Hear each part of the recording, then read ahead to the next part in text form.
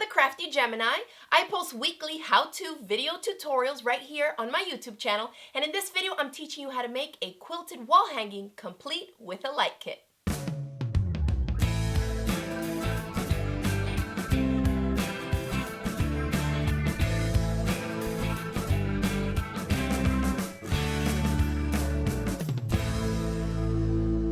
Tutorial, I've teamed up with my friends at Northcott Fabrics to also bring you a giveaway. Now, 2 lucky winners are going to receive their own little fabric bundle kits, complete with the quilt panel that you need and enough fabric to make the backing and the binding as well, and your little light kit. One winner will get the red holiday themed one and the other one will get a green one. And remember to stick around and finish watching the entire tutorial because all my details on my giveaways are always included at the end of the videos. Now, these quilted wall hangings are quick and easy to make. They're a great weekend project and they also make great gifts. So my suggestion is you check out the variety of quilt panels that Northcott Fabrics puts out. I've included a link in the description box below for you to click on it and check out all the different themes they have, things like holiday, nursery, sports, and even nature type themed quilt panels for you to use, because you can really install this light kit on any type of quilt that you'd like. Now, before we get started with our step-by-step tutorial, let's briefly go over the materials we'll need in order to complete a light up wall hanging just like this one.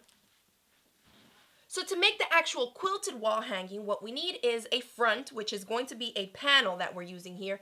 Here's a sample one. It's a red holiday themed one. And then you're going to need a batting piece. Whatever your batting of choice is for wall hangings will work fine in this project. You want to make sure you use a piece of batting that is at least a couple inches larger on all 4 sides than the quilt panel, right? And then we'll need fabric for our backing, which this is just like a regular quilt. You want to make sure again that the backing is at least a couple inches larger on all 4 sides than your quilt panel. Then you'll also need fabric for your binding. Now, some other supplies that we'll need to create this project are the light kit, of course, which also calls for 3 AA batteries. Then we have some of our basic quilting supplies, so things like a rotary cutter with the corresponding cutting mat, some rulers, a pair of scissors, pins, a matching thread as well, a sewing machine that has some free motion quilting capabilities. We'll also be using a seam ripper and an awl. If you have one, they would come in very handy in this project, or some other sharp pointed tool as well. And don't forget to have an iron and an ironing board handy. And that's it. Let's get started. Once you have your quilt panel cut to size, layer it over your batting piece and then make sure that you're cutting that batting out so that it's at least 2 to 4 inches larger on all 4 sides than the quilt panel. Next is the backing fabric. I lay it on my table with the pretty side facing down and then layer on top the batting and the quilt panel. So this makes your quilt sandwich. Smooth everything out and baste it together. Then go ahead and quilt it using whatever your preferred method is. I'm using my long arm machine here, but you can also quilt it on your sewing machine or even by hand. Once it's quilted, go ahead and square up everything and trim off the excess, making sure to use a square ruler so that you get nice 90-degree angle edges. This is going to help your wall hanging lay nice and flat on the wall. So now we put that aside and we're ready to move on to the next thing, which is to cut out our binding strips. For this quilt, we are going to cut out 4 strips that measure 2.5 inches wide by the width of our fabric. So cut out those 4 strips, then go back and trim off the selvages because we don't want those in the binding.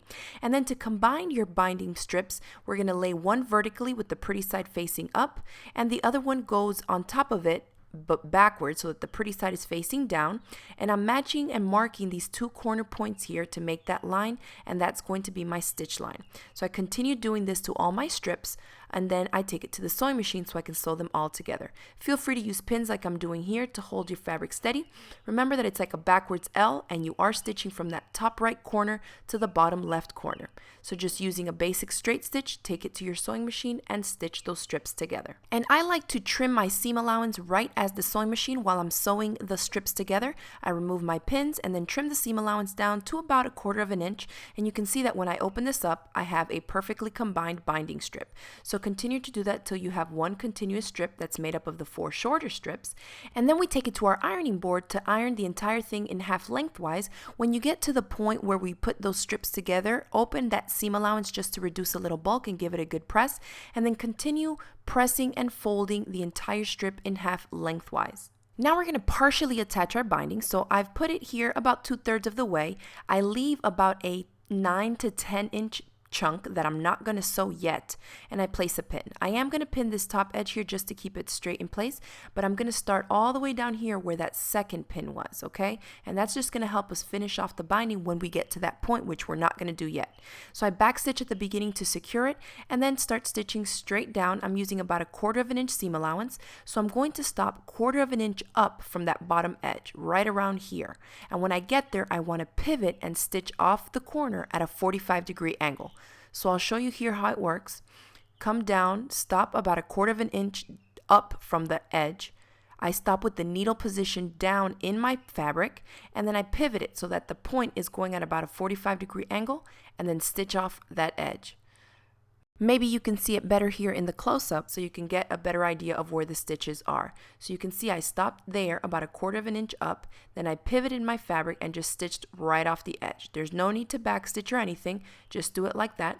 Now to do the other side, I'm going to tuck my finger under here, and when you lift it, you can see we have a 45-degree fold right here going across that corner. Then I fold the strip back down onto itself so that I have a fold that's flush with the quilt top, and then just pull it onto the side and have it be flush with the edge of your quilt. You're going to start stitching 1/4 inch in from the edge, backstitch to secure, and just stitch all the way down until you get to the next corner and repeat the process. So let me show you again on another corner. I'm stitching all the way down and stop about 1/4 inch up from that bottom edge, stop with the needle in, lift up my presser foot, I pivot it at 45-degree angle and just stitch right off the edge. To bring it down to the opposite side, fold it up so you have that fold that's flush with the top of your quilt top, and then remember to start again 1/4 inch in from the edge, backstitch to secure, and continue stitching. Now because we're coming around to the end, we don't want to stitch all the way across to the end. Stitch just a few inches, and we want to leave a nice big wide open gap on that middle bottom part of our quilt. So now we're going to make a pocket. I've cut out 2 squares of the backing fabric here that measure 4 inches square, layer one on top of the other with pretty sides touching, and we want to leave an opening on one of the 4 sides. So I'll start stitching on one side, go all the way around, and backstitch at the beginning and ends to secure, so that I leave about a 2-inch opening right in the middle of one of the 4 sides. Here I have one that's already been stitched. That's the opening right there.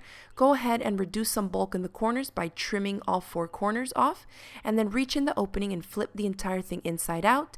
Give it a nice press, and we're ready to attach our pocket. So I'm folding my wall hanging here in half vertically, making sure that I'm orienting it so that the bottom back of the quilt is in front of me, crease it with my finger, and I'm going to repeat the process to the pocket as well. I folded it in half vertically and made a crease.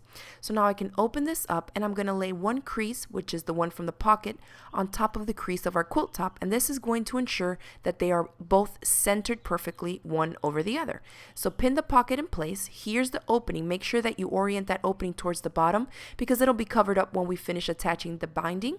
And then you want to go ahead, take some thread and a hand sewing needle and whip stitch the left and right sides of the pocket only. You want to leave that opening at the top to fit our battery pack for our light kit. Now let me show you my favorite way to finish off the binding ends. So I have one here that's a little bit shorter than the other. Lay that one completely flat. The longer one is going to overlap it. Now the amount of fabric that we need it to overlap needs to be the same measurement of whatever the width of our strips were. In this case, if you recall, we cut out strips that were 2.5 inches wide by the width of the fabric. So measure 2.5 inches of overlap. So from where the strip that's underneath is to where the top one is going to overlap is what measures 2.5 inches. Go ahead and trim it down to that.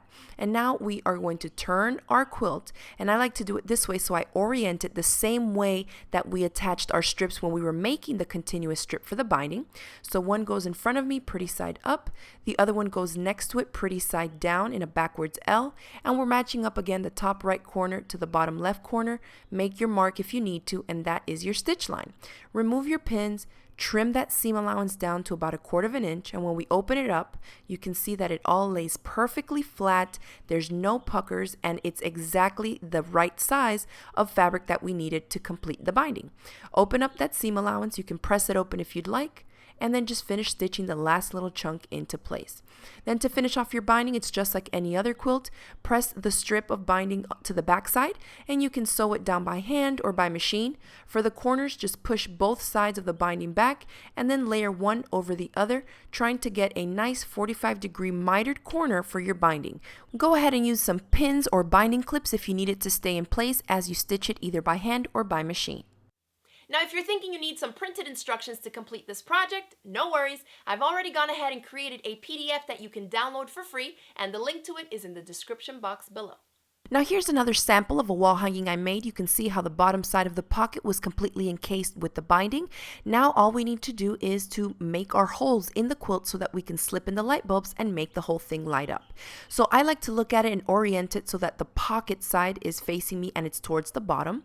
So I'm going to work my way all the way up to the top of this wiring where it starts off with one bulb at the top. And what I like to do is work it from the front of the wall hanging and kind of walk the light bulbs through and audition them, see where exactly I'd like to make holes so that I could have a light bulb in that spot. So I'm going to start off here at the top, and I think I'll do the center of both of the tires of this vehicle have light bulbs in them. I think that'll be a cute way to start. So here we go. And again, this is an easy way to audition it without having to measure. I can just tug on the wiring and see if it ends up in a spot where I can find a place to put a bulb. Otherwise, is try working in a different direction. I think this is the easiest way to do it. And then I'm just taking my water-soluble marker and marking every spot so that when I go to create my holes, I know exactly where I need to make them. Now, keeping in mind that this wire has 20 light bulbs on it, I want to work my way down and around so that by the time I get to the 20th light bulb, I'm somewhere near the bottom edge of my quilt and the battery pack can reach its pocket easily. Now you can set up your sewing machine to whatever the free motion capabilities are. In my case, I dropped the feed dogs and installed the darning foot. And then you just want a free motion quilt, basically with a straight stitch. Just move your quilt around in circles to make a small, about 1/4 of an inch circle around the spot that you marked. So here's a good sample to show you. You can poke through with your seam ripper first, or I like to start it off with the awl sometimes, and then make a short slit really small with my seam ripper. Make sure that you're not cutting into those stitches, okay? And then from the back side of the quilt, so I'll turn it over, I'll slip in one of the light bulbs. And you do want to have the hole be a little bit smaller than the light bulb so that you kind of have to push it in there a little bit. That will help keep it in place, and so it won't be as easy to slip out from the back side. So you can see I tug on it a few times. It's holding nice and neatly in place. And then you're going to repeat that to all of your holes, making sure to count all 20 because mine had 20 light bulbs. I want to make sure I'm taking advantage of each one of those spots. So carefully open them up a little bit with an awl and your seam ripper, and then start from the back side because I think you can see the thread a little bit easier in each hole. And then I just feed each one of the light bulbs in, and if you auditioned it on the front side, you should not have a problem with any of those light bulbs reaching or stressing to reach the next spot. You can see I'm here at the bottom. I put my batteries in and hit the on switch, slip the battery pack into the pocket, and our quilt is complete. Then use your favorite quilt hanging method to display and enjoy your new wall hanging. And that's it for this video tutorial. I hope you all enjoyed it. If you did, hit it with the thumbs up below, share it across the different social media sites, and don't forget to click the subscribe button so you won't miss out on any of my future videos. A big thanks to Northcott Fabrics for providing me with all the materials I needed for this tutorial and for our giveaway prizes. If you're looking for the details on how to enter to win one of the 2 quilt kits, make sure you click open the description box below and use the link I've provided for you there. This giveaway is open to all my worldwide viewers because I'm shipping the kits out to you myself. So good luck to everyone entering, and thanks again for watching. I'll see you all next time. Bye!